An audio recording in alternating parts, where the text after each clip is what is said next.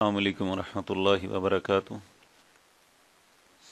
ان الحمد للہ نحمده ونصلی علی رسوله الکریم، اما بعد، اعوذ باللہ السمیع العلیم من الشیطان الرجیم،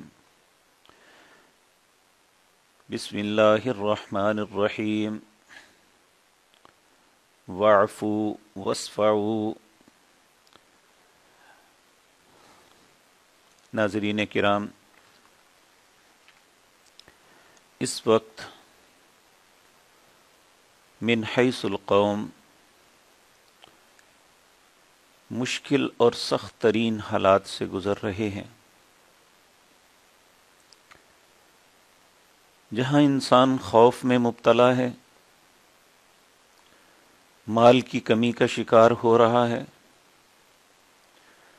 بہت سے غرباء کے علاوہ جو متوسط طبقے کے لوگ ہیں وہ بھی اس وقت سخت اضطراب اور پریشانی کا شکار ہیں۔ جب انسانوں پہ پریشانیاں بڑھتی ہیں اور اخراجات تو ہونے ہی ہیں تو پھر تلخی بڑی آ جاتی ہے۔ آج جو میں بات کرنے جا رہا ہوں، حقیقت بات یہ ہے کہ ہم اپنے ادارے میں دارالافتاء میں بیٹھتے ہیں، ایک ایک دن میں کئی لوگ اپنے یہ مسائل لے کے آتے ہیں کہ گھر میں جھگڑا ہوا اور میں نے اپنی بیوی کو طلاق دے دی۔ یہاں میں گزارش کرنی چاہتا ہوں کہ ہمیں اس وقت بہت بڑے حوصلے کی ضرورت ہے۔ اپنی ذات پہ، اپنی بیوی پہ، اپنے بچوں پہ رحم کیجیے۔ اس میں کوئی شک نہیں، اگر ہم سے اخراجات کا تقاضا کیا جاتا ہے تو ان کا حق ہے۔ آخر انہوں نے کس کو کہنا ہے؟ اولاد ہے تو اس نے باپ کو کہنا ہے، بیوی ہے تو اس نے خامد کو کہنا ہے، بہنیں ہیں تو انہوں نے بھائی کو کہنا ہے، ماں ہے تو اس نے اپنے بیٹے کو کہنا ہے۔ تلخی کس بات پہ؟ ہمیں نبی کریم صلی اللہ علیہ وسلم کا یہ فرمان یاد رکھنا چاہیے۔ ایک شخص جو بڑا جذباتی آدمی تھا، نبی کریم صلی اللہ علیہ وسلم کی خدمت میں حاضر ہوا، آ کے عرض کرنے لگا، یا رسول اللہ صلی اللہ علیہ وسلم، مجھے کچھ نصیحت فرمائیے، کوئی خاص بات مجھے فرمائیے جو میرے لیے مجھے دنیا اور آخرت میں فائدہ دے۔ چونکہ نبی کریم صلی اللہ علیہ وسلم اس کی طبیعت سے واقف تھے، اور یقین جانیے آج سارے نفسیات کے ڈاکٹر بھی مل جائیں تو نبی کریم صلی اللہ علیہ وسلم سے بہتر ماہر نفسیات کوئی نہیں ہو سکتا۔ آپ نے اس کی نفسیات کے مطابق، بلکہ ہر انسان جو بھی آپ کے پاس حاضر ہوتا اور اپنے معاملے کی بات پوچھتا، مسائل پوچھتا، تو نبی کریم صلی اللہ علیہ وسلم اس شخص کی ذہنی کیفیت کو دیکھتے، اس کے معاملات کو دیکھ کے اسے جواب دیا کرتے تھے۔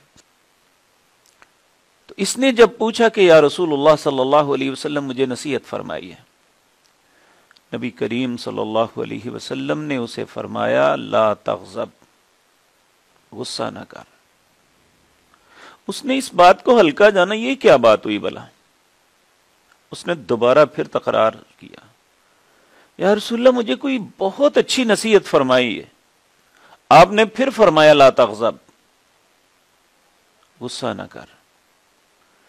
کئی دفعہ بار بار وہ سوال کرتا جاتا، نبی کریم صلی اللہ علیہ وسلم یہی جواب دیتے جاتے، لا تغضب، لا تغضب، لا تغضب، غصہ نہ کر، غصہ نہ کر۔ یہ غصہ ایسی چیز ہے جو انسان کے حواس اس سے چھین لیتا ہے، اور وہ ایسی بات اپنی زبان سے کہہ جاتا ہے کہ اپنی زندگی خود برباد کر لیتا ہے۔ تو ایسے وقت میں التجا کروں گا اپنی بہنوں اور بیٹیوں سے کہ اپنے گھر کو اچھا ماحول دینے کے لیے یہ سمجھ لیں کہ مرد کی فطرت میں گھر رہنا نہیں ہے، اس کی فطرت میں کام لکھا ہوا ہے، جب وہ گھر رہے گا تو تھوڑی بہت تلخی ہو جاتی ہے، خاموش ہو جائیں، مت ستائیں، آپ کی طرف سے بھی حوصلہ اور رواداری کا معاملہ ہونا چاہیے۔ اور اسی طرح خامد کو یہ بات چاہیے کہ وہ چھوٹی چھوٹی بات پہ اتنا انگیخت ہونے کے بجائے، غصے میں آنے کے بجائے حوصلہ کرے کہ آخر یہ میرے اہل و عیال ہیں، انہوں نے مجھ سے تقاضا نہیں کرنا تو کس سے کریں گے، انہوں نے میرے سامنے اپنی شکایات نہیں رکھنی تو کہاں رکھیں گے۔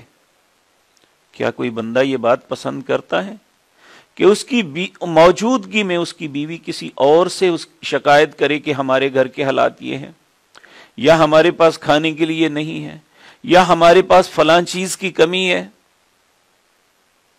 کیا اسے زیادہ غیرت نہیں آئے گی کہ میرے ہوتے ہوئے اس نے دوسرے سے کیوں کہا؟ جب آپ سے ہی کہنا بنتا ہے تو پھر ہمیں حوصلہ کرنا چاہیے۔ دکھ کی بات یہ ہے کہ پہلے تو غصے میں آ کے ہم ایسی حرکت کر دیتے ہیں، پھر پچھتاتے ہوئے بھاگتے ہیں، ہمارے بچوں کا کیا بنے گا، ہمارے خاندان کا کیا بنے گا۔ بدقسمتی یہ ہے کہ اکثر علماء اس غصے میں کئی دفعہ طلاق دی ہوئی کو کئی دفعہ شمار کر کے لوگوں کی زندگی کو بربادی کی طرف دھکیل دیتے ہیں۔ لیکن میں اپنے ہر بھائی سے، اپنی ہر بہن سے التماس کروں گا کہ ان دنوں کو صبر اور حوصلے کے ساتھ گزاریں، اور یاد رکھیں اللہ نے آزمائش میں صبر کا حکم ہی اس لیے دیا ہے۔ اب دیکھیں نا، میں پہلے بھی ایک مجلس میں عرض کر چکا، اللہ فرماتے ہیں یا ایھا الذین آمنوا استعینوا بالصبر والصلاۃ، اہل ایمان مجھ سے طلب کرو، مدد کو طلب کرو، کس طرح؟ نماز کا بعد میں کہا، پہلے صبر کا کہا۔ اگر صبر نہیں ہوگا تو نماز کی کیا کیفیت بنے گی؟ تو اس لیے میں التجا کروں گا ہر اپنی بہن سے